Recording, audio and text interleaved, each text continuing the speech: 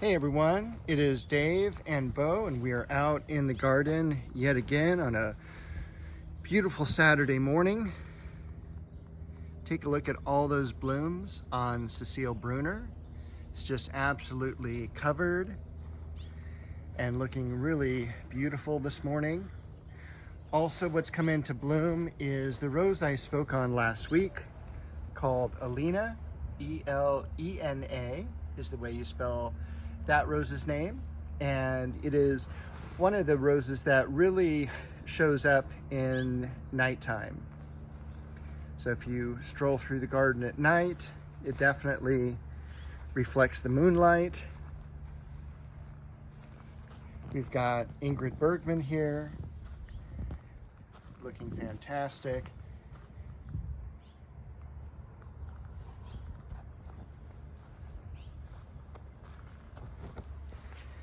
Helen Traubel. And I'm going to step into some leaves here.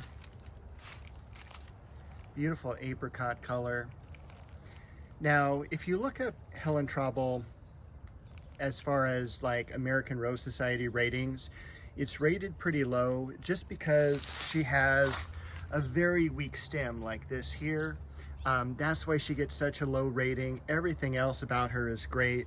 She's very fragrant, blooms quite a bit, especially for a hybrid tea. I mean, you're looking at 10, 12 blooms on this plant right now, and stays very compact, about 3 to 4 feet. She's really a great rose for the yard. Got our first foxglove spike coming up, and I can't really ask more for that first year apricot than this. And still quite a few blooms on the violas. It is getting warm for them now. We did hit 90 degrees yesterday. It was very, very warm.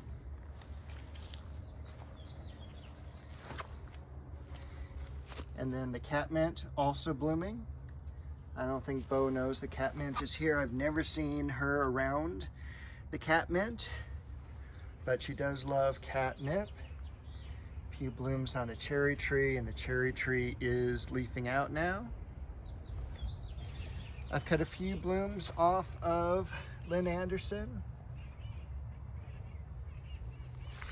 as she's kind of finishing up her first bloom series of the year. Normally roses get about 4 bloom cycles per year. And if you cut a rose back, like let's say I cut all these roses back today, fertilized it, it's going to bloom in approximately 45 days again.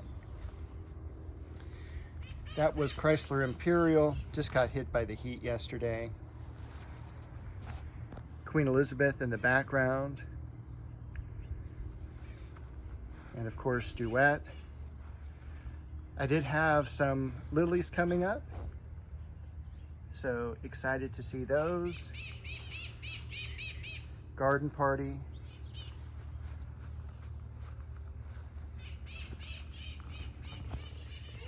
The Mugo Pine and Leonotis. Some foxglove blooms coming up there. The more taller rounded leaves kind of look like maybe small squash plants. Those are hollyhocks. Now this is Tournament of Roses. It is an absolutely beautiful rose, 1988 All-American Rose Selection winner. Normally blooms in clusters like you see here, but it also throws off single blooms. It is considered a grandiflora, and it will get up about 5 feet tall. I've never seen it up to 6 feet. Now over here, this is almond bush. I don't remember the botanical name offhand, but I picked this up from Upland Nursery last year. I had never seen it before. Super fragrant, a very sweet fragrance to it. And also another lily coming up here. This is the new ones that I just bought. And I think that one came from Bluestone Perennials. Have some lavenders in full bloom. These should be all dwarf sizes, so about 6 inches tall. And the Scaviola, again, just doing amazing. the white Westringia, loving this heat. And it looks, oh my gosh, like the Philadelphus is finally leafing out. I was really beginning to get worried. Back here is gold medal. This is also a grandiflora rose. And usually what that means is that you're gonna have some single stems like this one here, but you're also gonna have clusters of stems. This does get up 5 to 6 foot tall. It is the best yellow, if you wanna call it a yellow. It's very disease resistant, as you can see from the leaves, and very fragrant as well. I can't speak highly enough about this rose. It is one of the original plantings that I did in the rose garden, and also I couldn't be happier with this crabapple. It leafed out again a little bit later than I thought it would, but look at all those blooms. So larkspur also budding up. This is going to be Touch of Class over here. And then Legend. Got some color showing on Rio Samba as well.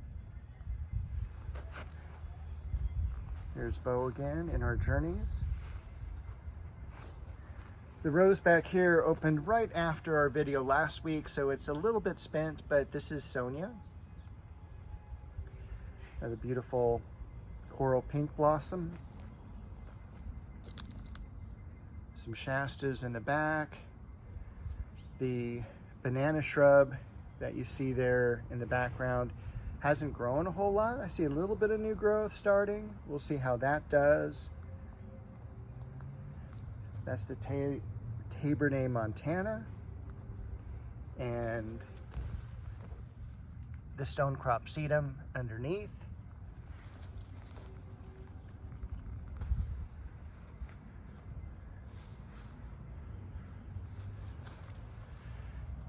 We've got the Dunes Valley thyme there. And also, one thing I wanted to point out is a couple weeks ago, I put in a few of the Corsican mint, and I think it's Mentha requinii or something like that. That's beginning to grow. That's one of the, it's very similar to baby tears and isotoma in terms of its look, but it's one of those very fragrant mints, and it's something that grew in one of the nurseries that I worked at when I was just a young kid, and absolutely brings back those memories. This is Margaret Merrill for the white.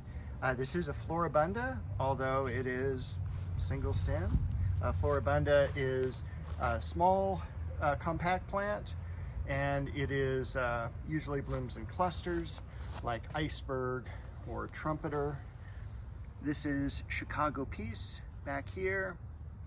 We can see next to the dandelion the daylilies that I planted this year, and nothing on the dahlias yet, but I don't expect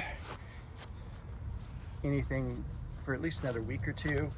And this is the hemlock I planted. So it's putting on new growth, looks cool. I can say I have hemlock in my yard. I don't think very few people can say that. Walking over to the veggies here. Not a whole lot of difference from last week. The dogwood survived our first little heat spike pretty well. And then you can see back here as well in the shade, I'll probably have to cut some of the Centranthus away because I really want to keep the peony, and I don't want it to be choked out by the Centranthus. Still some blooms on the pink jasmine. Did more pruning here on the ligustrum. Didn't realize how much space it really takes up. I need to get in and get all the leaves or the weeds coming up in the pond area.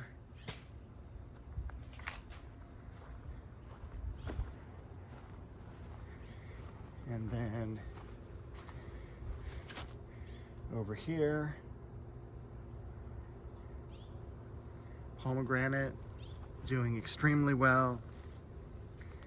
I have to do some watering this morning before I head off to my day. Columbine. This rose is Gemini. Very high rated ARS rose, and again very disease resistant. Looking forward to the Alstroemeria blooming. The Oxalis is blooming.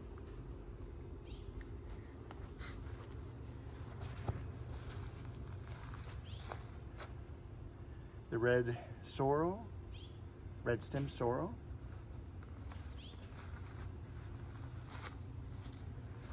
This Japanese maple leafed out nice. The Pittosporum needs to be cut back this week. It did throw out some blooms in there. Very much a citrus scent, so that's why they call it mock orange.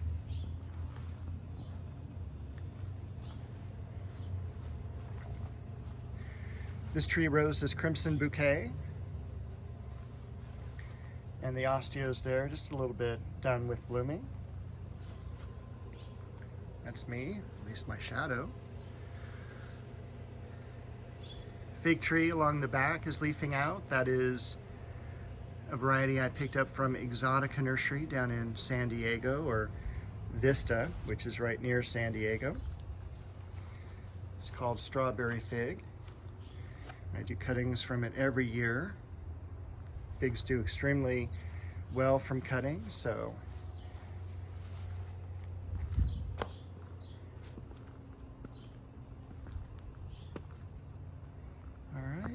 and I should step back from the magnolia because it is leafing out really well. All right, that is the tour of the garden this Saturday. I'll see you next week with another video.